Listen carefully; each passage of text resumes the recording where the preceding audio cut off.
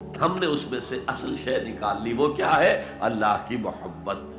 واہ، hello guys, welcome to our channel. اور آج ہم لے کے آئے اللہ کا انسان سے شکوہ کا ریاکشن۔ یہ جو ہے ڈاکٹر اسرار احمد نے یہ ویڈیو ہے، ان کی ویڈیو ہے یہ، اور ان کی ایموشنل کلپ ہے۔ سو دیکھ لیتے ہیں کہ اللہ کا انسان سے کیا شکوہ ہو سکتا ہے اور کیا ان کو ہو سکتا ہے کہ یار انسان صحیح نہیں کر رہا ہے۔ میرے کو ایسے لگتا ہے نا، بھگوان کو تبھی دکھ ہوتا ہوگا جب وہ اپنی مطلب کہ اس کی جو کریشن ہے اس کو دیکھتا ہوگا برے کام کرتے ہوئے، ہے نا، یا پھر دوسروں کے بارے میں برا سوچتے ہوئے، یا پھر کچھ ایسی چیزیں کرتے ہوئے کہ جو انسان بھگوان نے کبھی ایکسپیکٹ بھی نہیں کری ہوگی انسان نے۔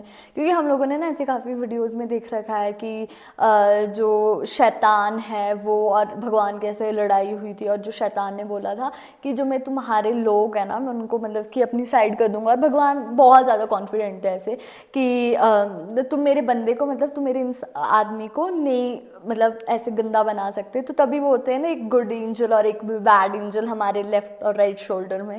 تو میں نے کہیں پڑھا تھا یار، دیکھی تھی ویڈیو، مجھے یاد نہیں ہے۔ تو شاید میں بھی بھگوان تبھی دکھی ہوتے ہوگے جب وہ اپنی کریشن کو یہ چیزیں کرتے، بری چیزیں کرتے ہوئے دیکھتے ہوگے۔ باقی دیکھتے ہیں کہ یہ والی ویڈیو کیسے ہونے والی ہے۔ فلا اقسم بمواقع النجوم، یہ لا جب آتا ہے پہلے تو وہ مخاطب کی بات کی نفی کرنے کے لیے، اٹ از لائک دیٹ، یہ نفی ہے۔ لا اقسم بیوم القیامہ، تمہارے خیالات غلط ہیں، میں قیامت کی قسم کھاتا ہوں۔ تو فرمایا فلا اقسم بمواقع النجوم، وقع یقع کے کیا معنی ہے؟ اور یہ سورت کون سی؟ واقعہ، اذا وقعت الواقعہ، وقع گر جانا، پڑ جانا، یہ ستاروں کے ڈوبنے کی جگہ ہے۔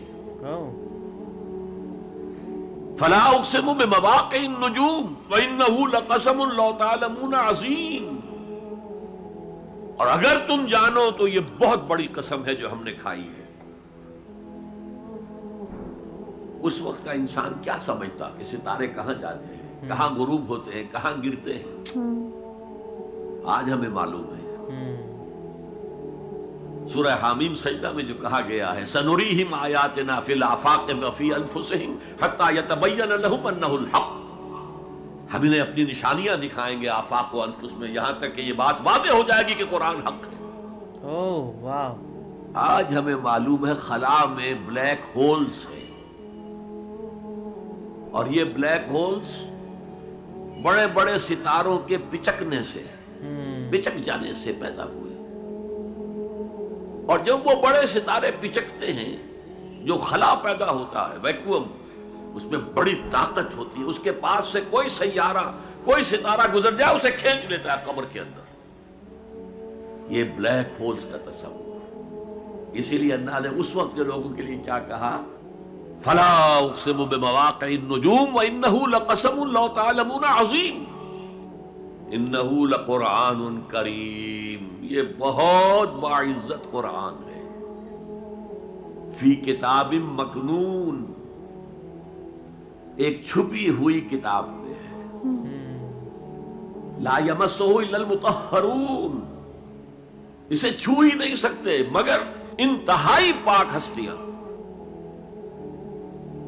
اس کی کیا معنی ہے؟ پہلی بات تو ہمیں معلوم ہو گئی، مراد فرشتے ہیں، بے ایدی سفرۃ کرام بررہ، اسی کی شرح ہو رہی ہے۔ اسی سے ایک فقہی مسئلہ نکالا گیا کہ بغیر وضو کے ہاتھ نہ لگاؤ، لیکن اس کا اصل مفہوم کیا ہے وہ سمجھیے۔ قرآن کی روح تک کوئی نہیں پہنچ سکتا جب تک کہ تزکیہ نفس نہ ہو گیا۔ اگر حب مال، حب دنیا، حب جاہ، حب شہرت، اگر یہ تمام محبت میں دل سے نکل نہ جائیں تو قرآن کی روح تک آپ کی اپروچ نہیں ہوگی۔ مولانا روم نے کہا ہے، اگرچہ ذرا میں سمجھتا ہوں کہ انہوں نے بہت سخت الفاظ استعمال کیے ہیں، ماز قرآن مغزہا برداشتے استخاں پیش سگاں انداختے، ہم نے قرآن سے اس کا مغز لے لیا ہے، جو ایسنس ہے وہ کھینچ لیا ہے، ہڈی کا گودا جو ہے وہ ہم نے نکال لیا ہے، ہڈیاں ہم نے پھینک دی ہیں کتوں کے سامنے جو لڑ رہے ہیں۔ علم کلام کا مسئلہ ہے، ہے صفات حق حق سے جدا یا عین ذات؟ قرآن مخلوق ہے یا نہیں ہے، غیر مخلوق، اور بڑے بڑے ہو رہے ہیں اس کے اوپر، یہ کتے لڑ رہے ہیں ان ہڈیوں کے اوپر۔ ہم نے اس میں سے اصل شے نکال لی، وہ کیا ہے؟ اللہ کی محبت، واہ، اللہ کی معرفت، یہ ہے اصل شے۔ معاذ قرآن مغزہ برداشت استخا پیش سگا انداختے۔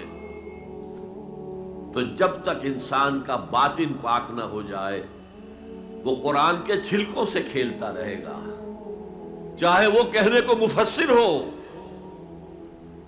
قرآن کے باطن تک کبھی نہیں پہنچے گا۔ فی کتاب مکنون لا یمسہ الا المطہرون تنزیل من رب العالمین، یہ تھوڑا تھوڑا کر کے اتارا گیا ہے رب العالمین کی طرف سے۔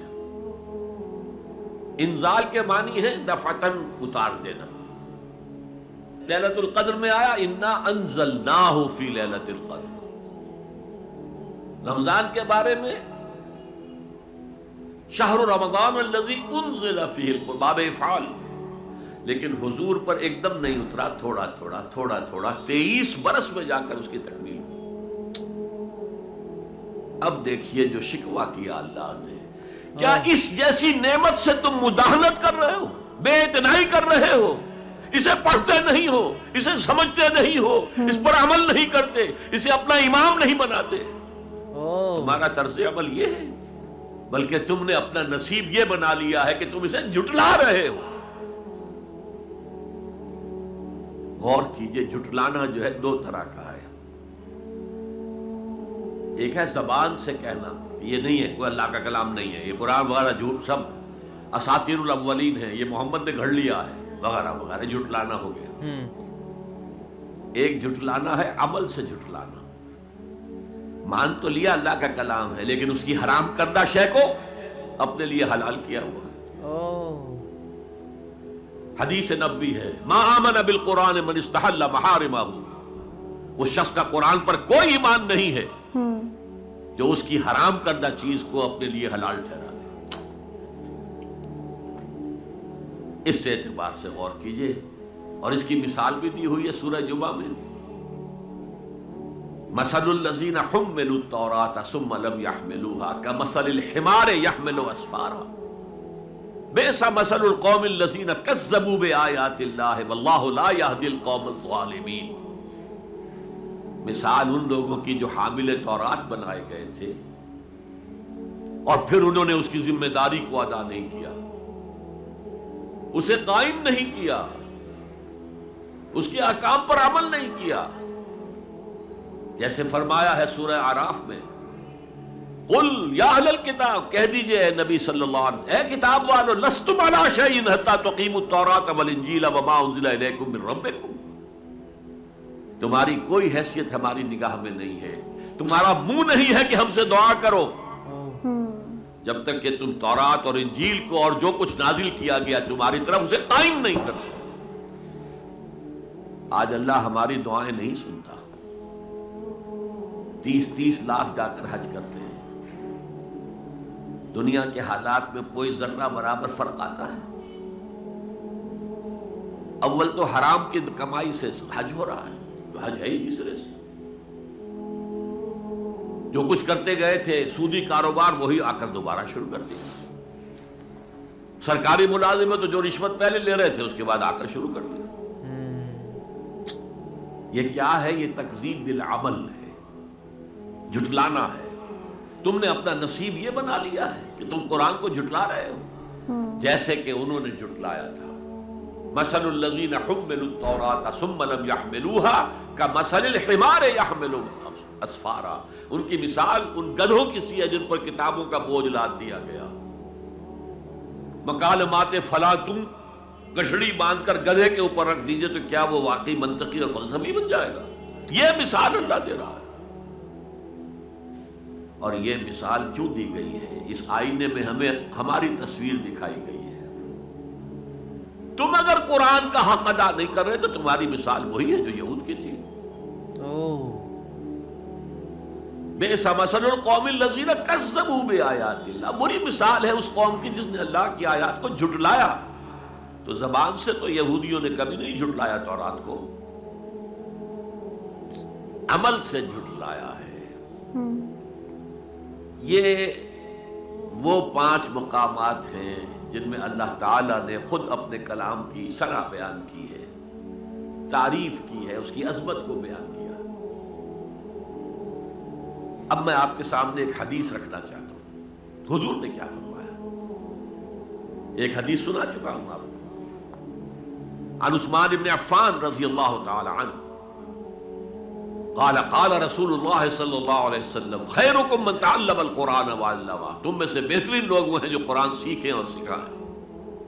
واہ، یہ حدیث بڑی عجیب ہے، یہ ترمذی میں بھی ہے اور دارمی میں ہے، اور اس کے راوی حضرت علی ہیں رضی اللہ تعالی عنہ۔